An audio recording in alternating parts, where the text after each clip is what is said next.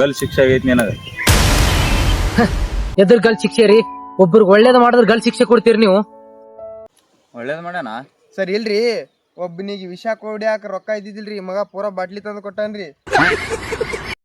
ಒಬ್ಬಕ್ ಹೆಣ್ಮಕ್ಳ ಮೈ ಭಾರ ಆಗಿತ್ರಿ, ಪೂರಾ ಆಕಿನ್ ಭಾರ ಕಮ್ಮಿ ಮಾಡೇನ್ರಿ. ಇದು ಕಾನೂನ್ ಪ್ರಕಾರ ಒಳ್ಳೆ ಕೆಲಸ ಅಲ್ಲೇನ್ರಿ ಸರಿ?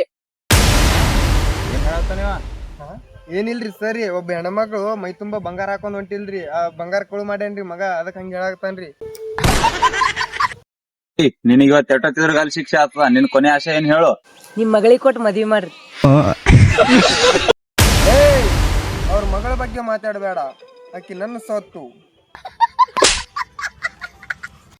ಲಾಸ್ಟ್ ಚಾನ್ಸ್ ಕೊಡ್ತೀನಿ, ನಿನ್ ಕೊನೆ ಆಸೆ ಏನಾದ್ ಹೇಳ್ಬಿಡು. ನನ್ ಜೊತೆ ನೀವು ಇಬ್ರು ಗಲ್ಲಿಗೆ ಇರ್ಬೇಕ್ರಿ.